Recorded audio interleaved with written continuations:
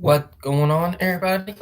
This is David Mitchell here, Voice of Autism, episode 155. Yep. Sorry that it took me till tonight to do the live stream. Reason why, because I got my haircut earlier this morning, and also I was working on the area for the tiny house. That's the reason why it took a while for me to get the live stream out. So sorry about that, guys. But we are live now. But yeah. And you guys already know because I just said it. I did get my haircut today, which it looked pretty good. But yeah. Feel good to get a haircut after 4 months. Feel very good.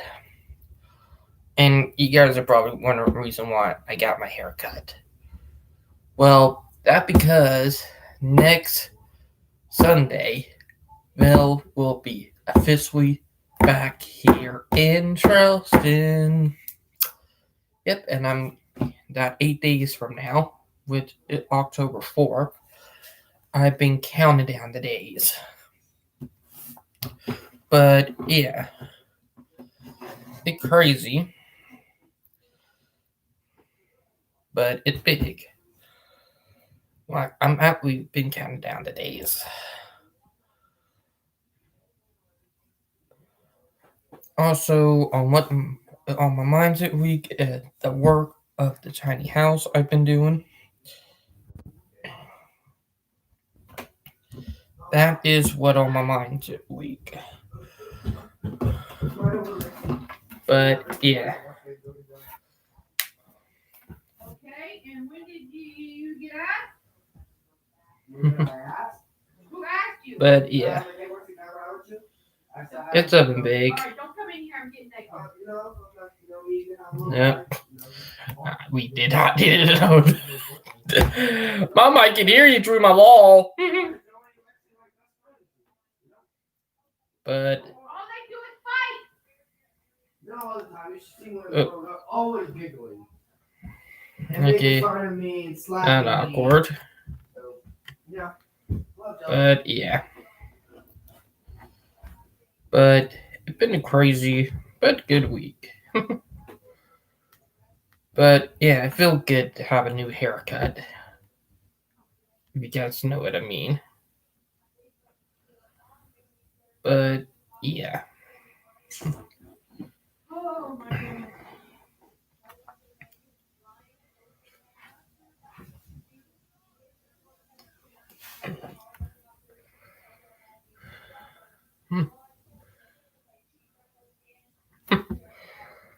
But it's been crazy. But what on my mind, it's still the tiny house and how we're working on it. Got some more ideals, but yeah.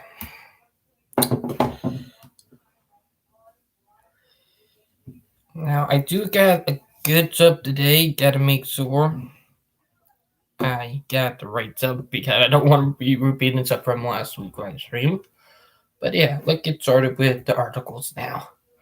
Oh, before we do, the link to my fiance YouTube channel is in the description down below if you guys want to go to our YouTube channel. Oh, Jill in France. I forgot that. There we go. Here are the first June.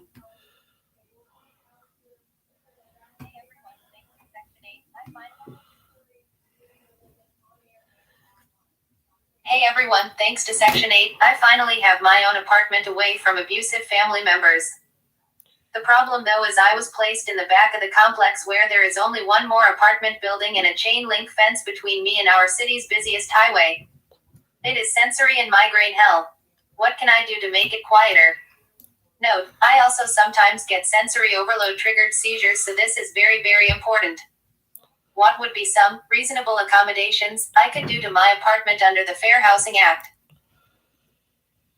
Okay, what I would suggest for people who are going through this is to put soundproofing up in your house. And there are ways you can do it. But it is expensive. Trust me. If you are doing it in a way, it could be expensive. But yeah.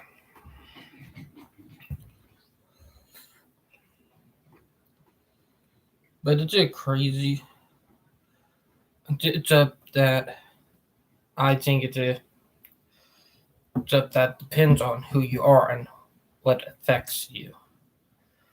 But yeah, if you guys remember from my Ralph Fannin video, CX Locomotive 911 or 911, the first responder pride unit, I will up close that sucker and it will loud, but it did not bother me. And for the Amtrak Auto Train video before that too. But yeah. Hey everyone, thanks to Section 8. There we go again. That's all I got.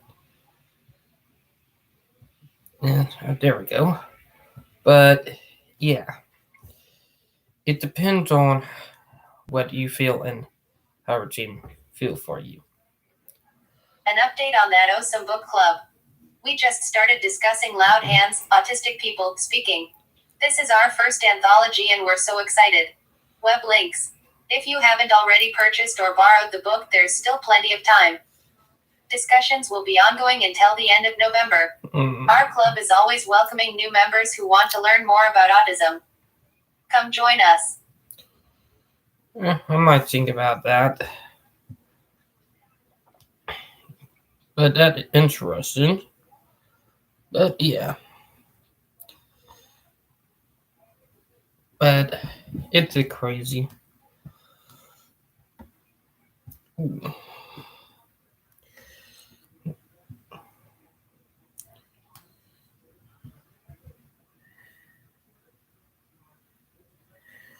Now here's something.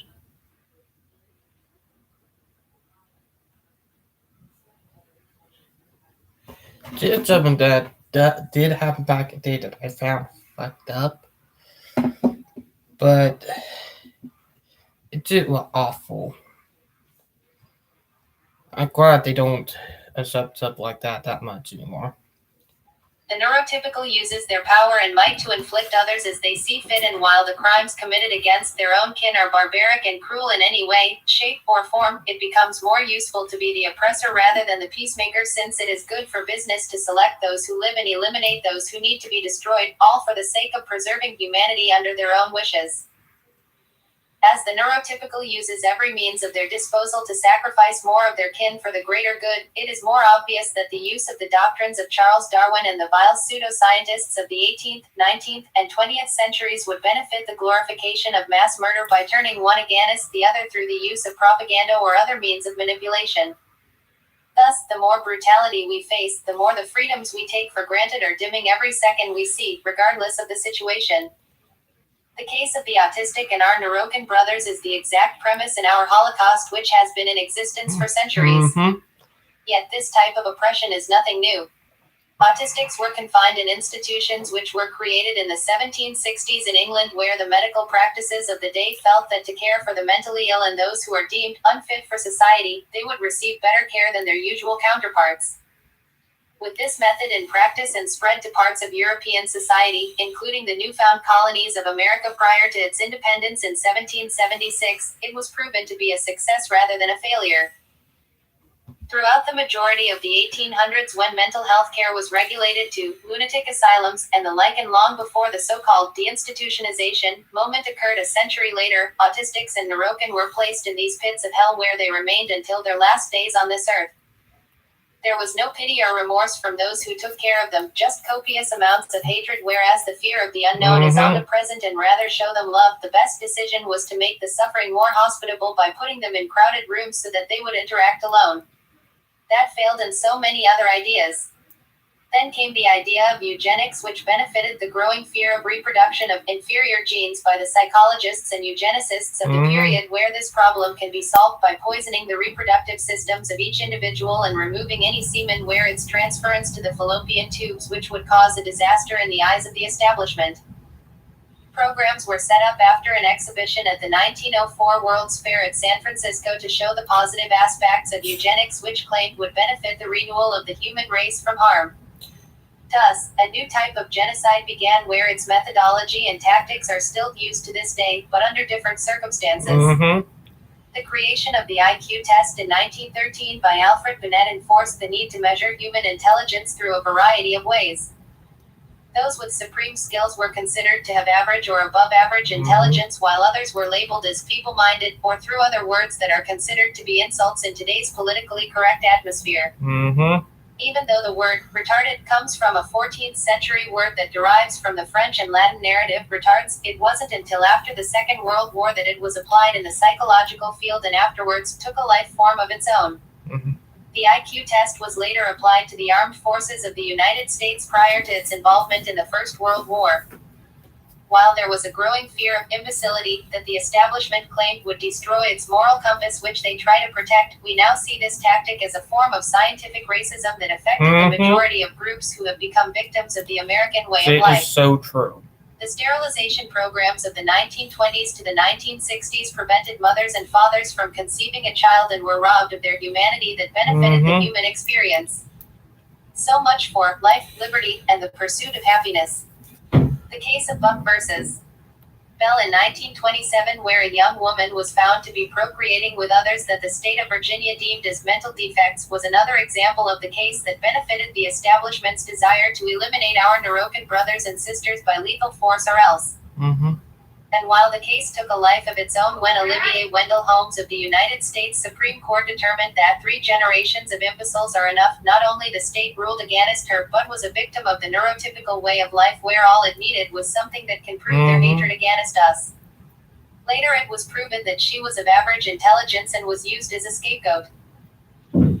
Institutions were still present throughout the course of the middle to late 20th centuries, and with the large amounts of hatred against us through false propaganda and county-nuke segregation that best suits the needs of what the establishment wanted while preserving their neurotypical superiority over others due to jealousy and avarice, and with the exposure of conditions within the institutions in 1968 at Pennhurst in Pennsylvania and in Willowbrook in 1972 at Staten Island, nothing changed until the signing of the Americans with Disabilities Act of 1990, which brought human rights to the Neurocan community, which then jump-started what we now call the neurodiversity movement. Mm-hmm. However, with organizations such as Autism Peaks and the anti-vaccine and anti-autistic activists using new weapons of hatred that county-news the use of hate tactics that were passed down from their forebears who also taught themselves how to hate our Neurocan brothers and sisters, our oppression is more fierce and powerful than ever. And while great names such as Einstein, Mozart, Strauss, Beethoven, Orwell, Jung, Freud, and others who were autistics and made contributions in their lifetimes, the neurotypical instead uses ignorance because they fear the truth, and as truth alerts, we are not afraid of showing it to their faces. The final question is asked whether we should hate the neurotypical for what they have done to us. Of course not. And since human beings are given the gift of forgiveness by the Creator, we must use this opportunity to create a new world that would not only show love and understanding, but of coming together to solve issues that would remind others that we must not repeat history for what it has done and must look to the future where we will be free.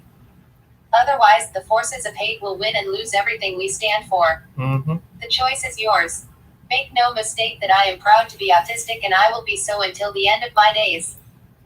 Those who don't show that are nothing but hate mongers who waste their time complaining about life and love to put the blame in others for their problems. That is That so being said, true. it is better to show kindness rather than hatred. Autistic and neurodivergent power all the way. That right? Like, it's crazy because this up right here, what in that post is true.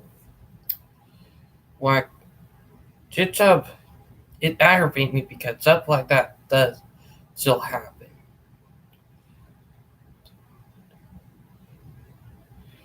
But it's crazy.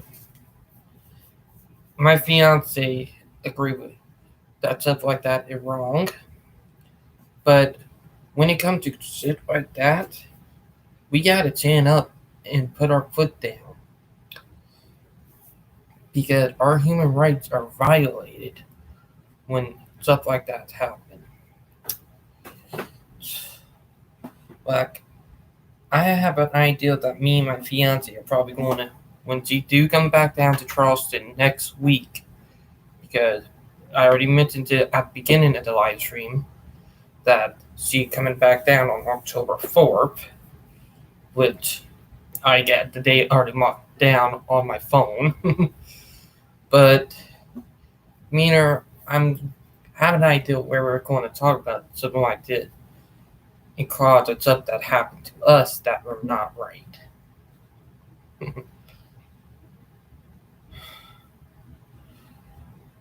But it's crazy.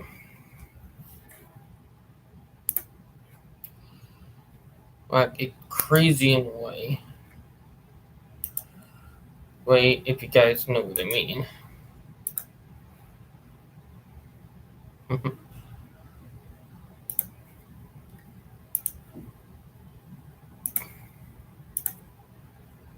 But yeah.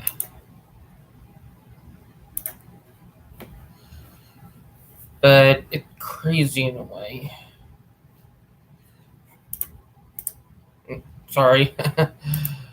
Someone messaged me on Messenger. I got Messenger on the side. But stuff like this does happen.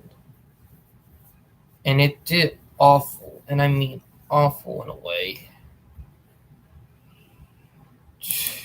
Like literally. If you know what I mean.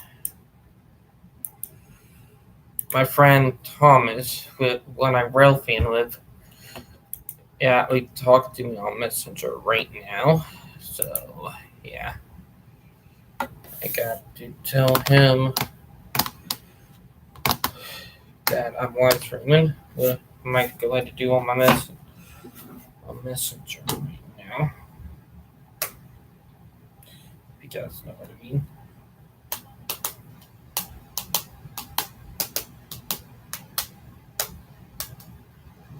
Insane. There we go. But yeah.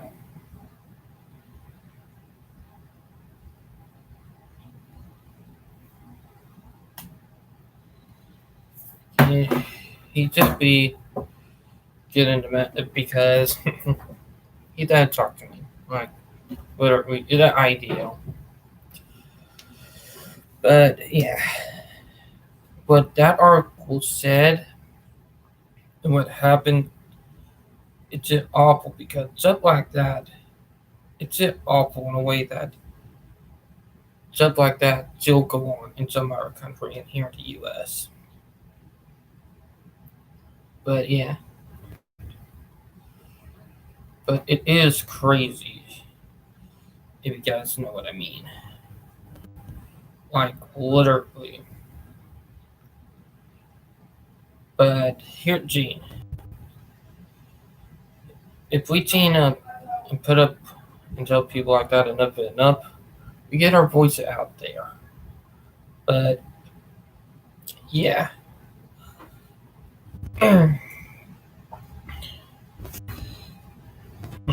Now here's something now that explain why, like, I'm dead against ABA therapy.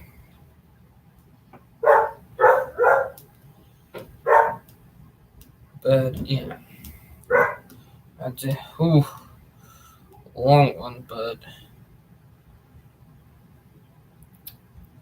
okay, the bullying on the comments need to end.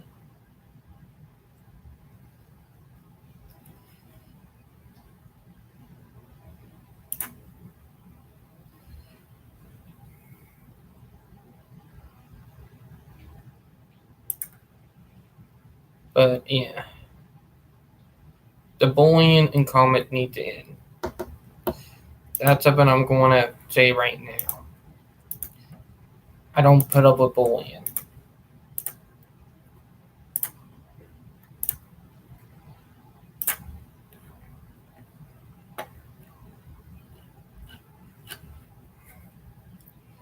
But yeah, here's the thing.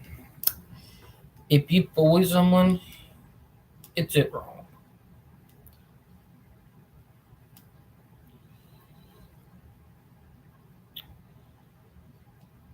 Okay. By the way, I do have comments open on another side, so there is another person that probably is watching, but I'm only everybody is not able to see everybody else comments. But yeah. Let me get the article fixed for a minute.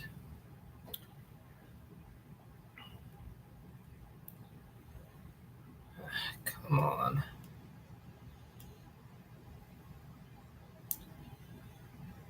But yeah.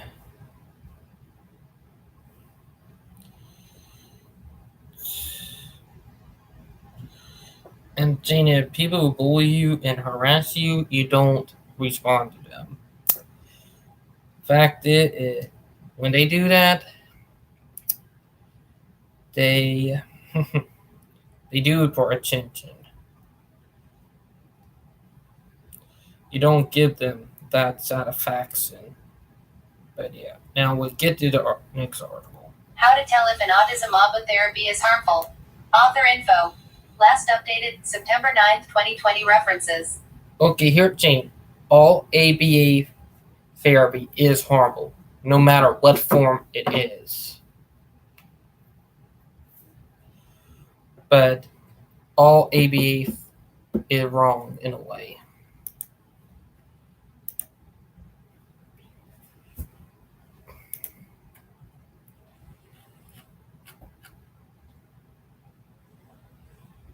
But yeah. 2020 references. ABA is a subject of controversy in the autistic and autism communities. Some people say their children were abused. Others say it worked wonders. As someone who wants the best for your loved one, how can you tell the difference between a potential success story and horror story? The signs are there if you know how to look for them.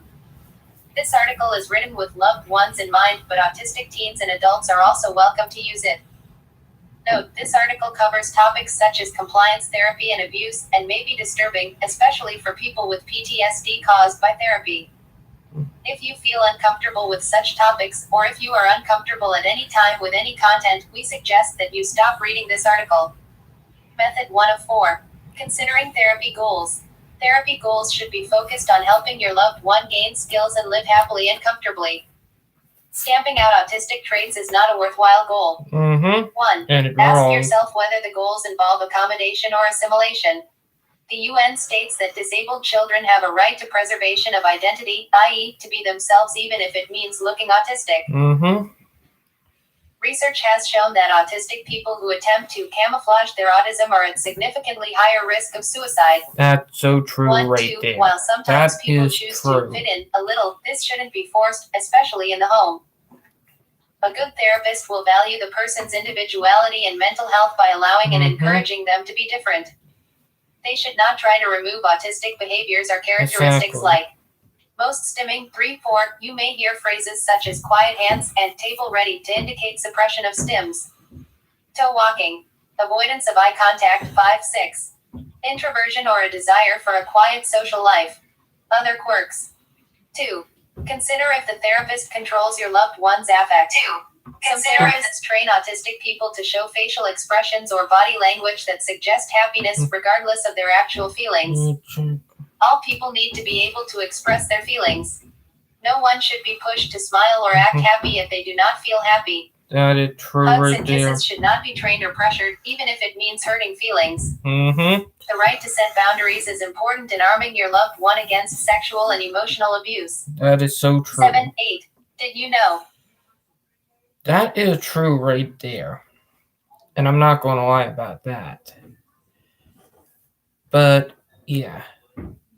It depends on who the person is and how badly they went through. But all ABA therapy is wrong. But, yeah. Did you know? Dog trainers consider dogs that have been trained not to growl or show aggression as time bomb dogs that are likely to attack seemingly out of nowhere. This is because stopping a dog from acting out will not stop the fear and anxiety that caused the dog to act this way. That's 9. true. Similarly, training a child to bottle up their distress is likely to turn them into a time bomb of anxiety and aggression. That is so It true may right make their there. meltdowns more intense and unpredictable. 10. Children should not be treated worse than dogs. 3. Consider whether the therapist is fighting or accommodating the autistic person's brain. 11. A bad therapist may try in vain to make your loved one not be autistic. A good one will seek to work with them so they can grow into a happy and capable autistic adult. 12. Therapists should focus on helping the person become a happy autistic person, not a non-autistic one. Good therapy goals might include building emotion regulation skills. 13. Finding comfortable and non-harmful stims instead of extinguishing all stimming. Finding ways to accommodate and alleviate sensory issues.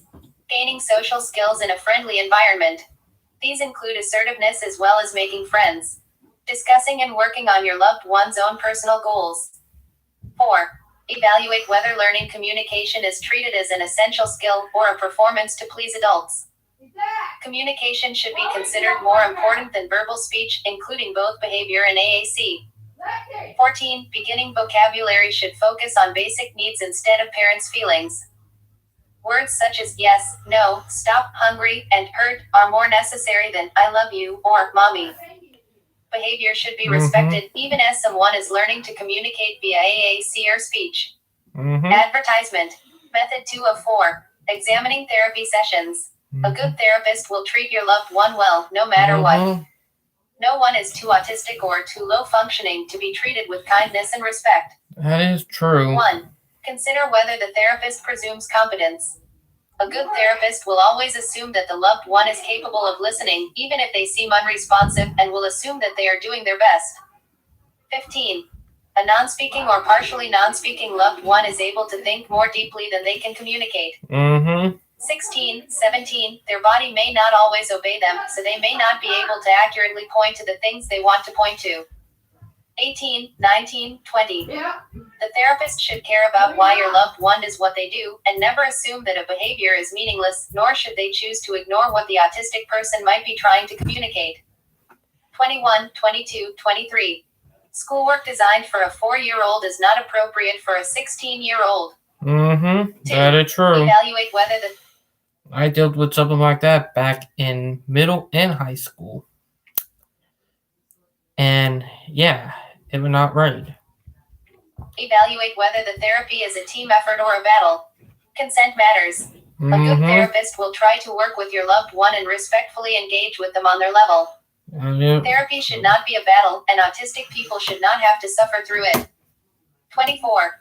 Think if it would be better described as cooperation or as compliance. 25, 26. Your loved one should be able to voice concerns, opinions, and goals. They should have input in their own treatment. A therapist needs to honor a no. If your loved one is ignored when they say no, they learn that the word no is not important and they do not need to listen to it. 27.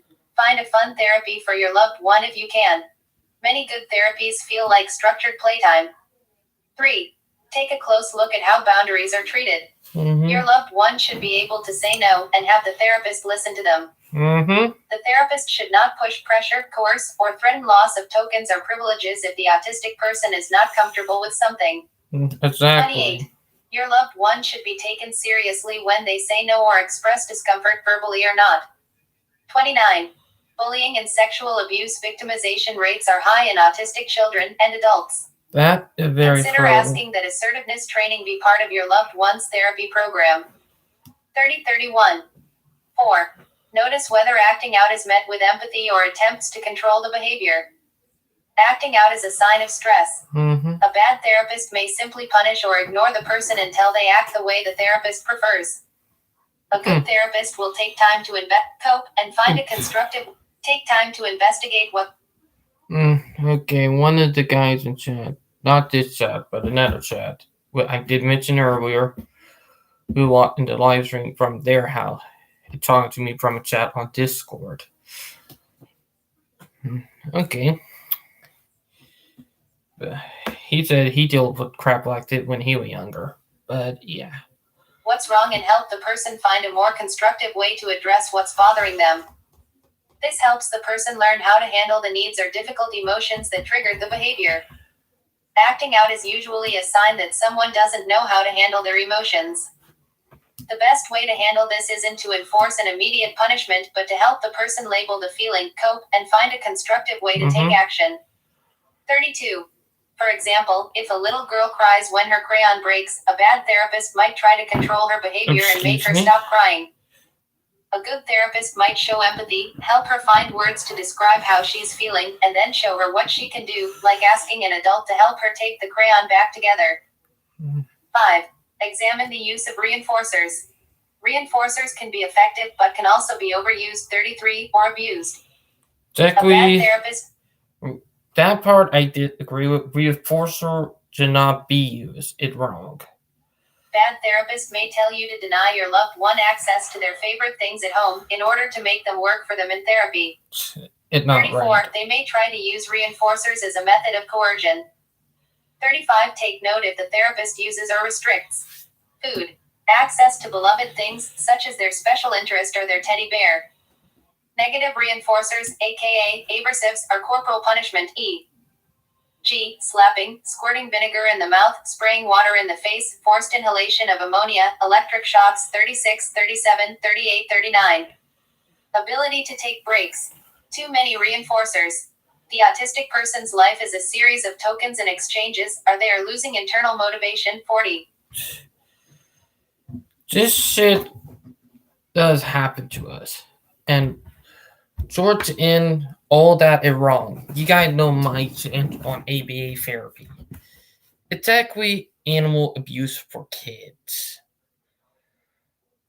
And it's awful. My point is that I don't support ABA therapy. I do not, and I will never will. And there are goddamn reasons why. Because it uses psychological abuse. It's actually psychological abuse and it's bad. But yeah.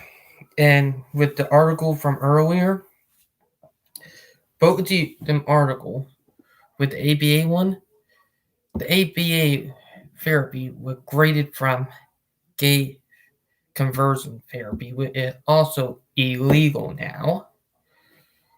It seems up that they used for gay conversion therapy back in the 70s, 80s, which for people who don't know, that is illegal in all states except for a few, but it is against the law, even here in South Carolina. And people who wanted to use it instead turned it into something to use on autistic people. People like that are hate and have hatred, and it's not right. And it's awful. But yeah. Now let's get to the last scene from my lovely fiance, Valeria, which she will be down here in Charleston in 8 days, which I'm counting down the days and I got it marked on my calendar on my phone. But yeah. Exactly 2 more articles, be more exact.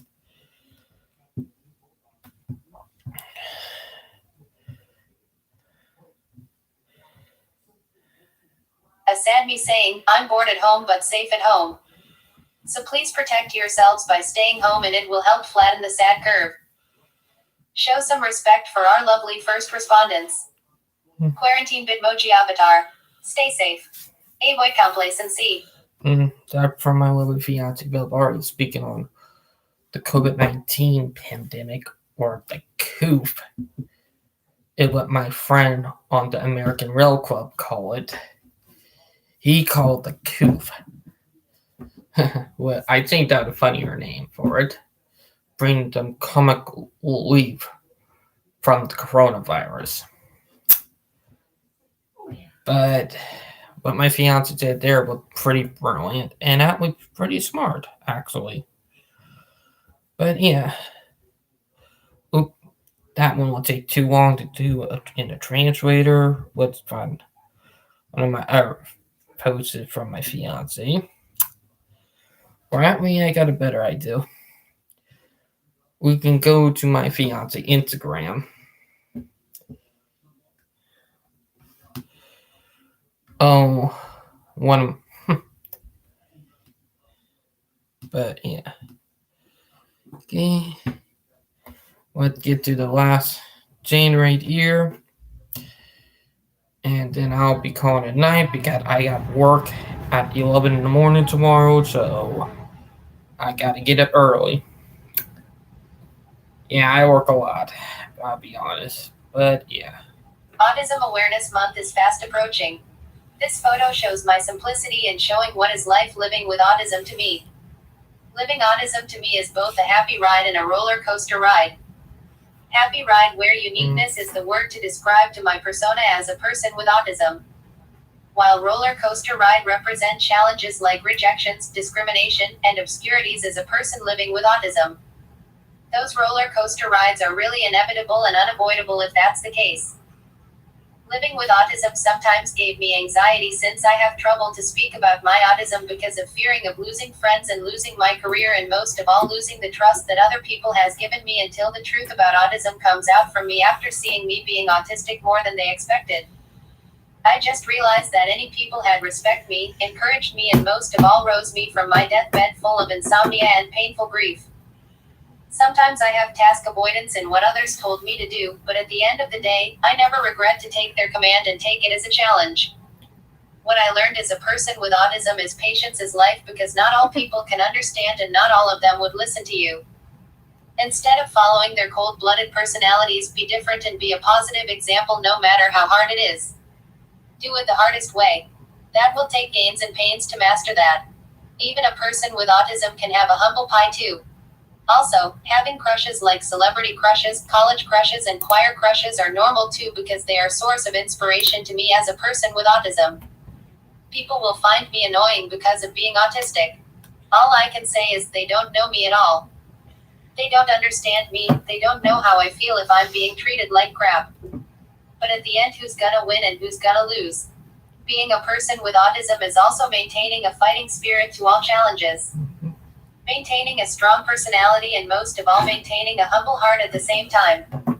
That should also put to practice and work together harmoniously.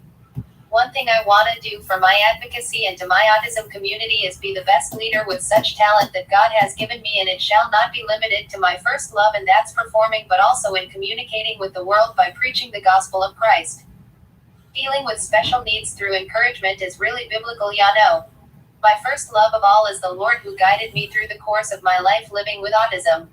And I wanted to be the source of courage by people with or without autism through my stories, and this is what I will do until my last words and my last drop of blood. My advocacy for autism will be my priority at the same time. 3. For me, encouragement is really the medicine of success, and sometimes uncomfortable circumstances comes up. Keep moving forward to avoid unfriendly destruction. If autism is a threat to you, you're wrong. Think again. Autism is nothing to be afraid of, it is something to be inspired of. My definition of autism. Authenticity is person with such unique life. Understanding about the meaning of life. Tenacious to what goals in mind and in life for a good direction. Invincibility to fearful threats towards people's judgment. Sufficient to an open mind and heart. Miraculous example to the community and to the world. This photo's effect is black and white because it was my strong photo effect both in real life and in the photo. And that will from my fiance Val. But yeah.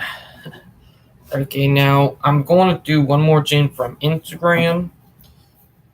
But here is a picture of me and Val from April on her Instagram. But yeah. Me and my fiance. I do have plans to take her out to the old fashioned, which is an ice cream parlor here in Charleston after she gets to the airport. So that's something I'm going to do if they're still open, but it is the start of fall, so yeah. Now let's get to the next one, and then we'll be calling it a night.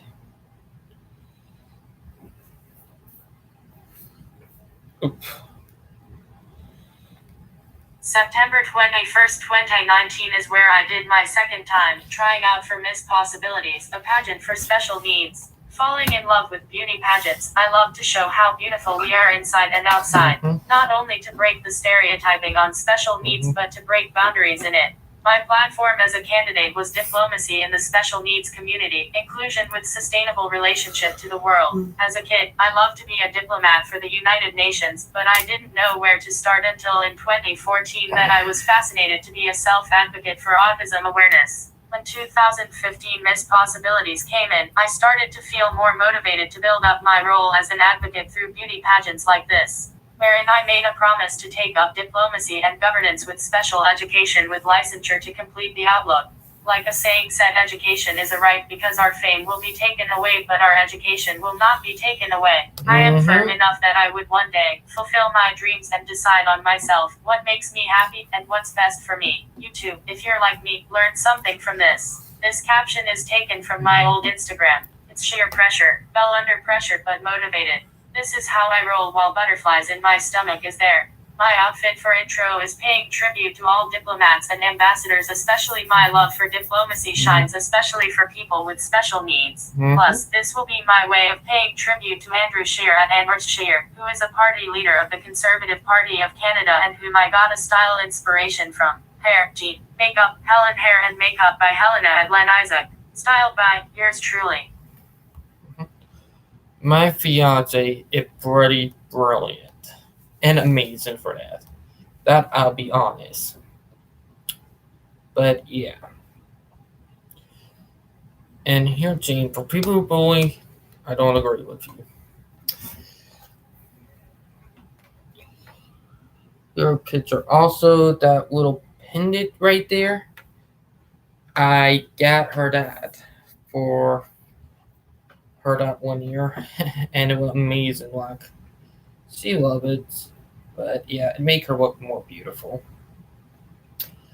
But yeah, it's crazy. But I'm looking forward to next week. And also, me and Vel, I am thinking of doing a live stream with my fiance next week. It's something that I am thinking about doing. But yeah. Now, I hope you guys enjoyed the live stream. I hope everybody having a great day. I hope everybody having a great weekend, a great Saturday, and I hope everybody being safe. And I'll talk to you guys later. Signing out. Bye, guys.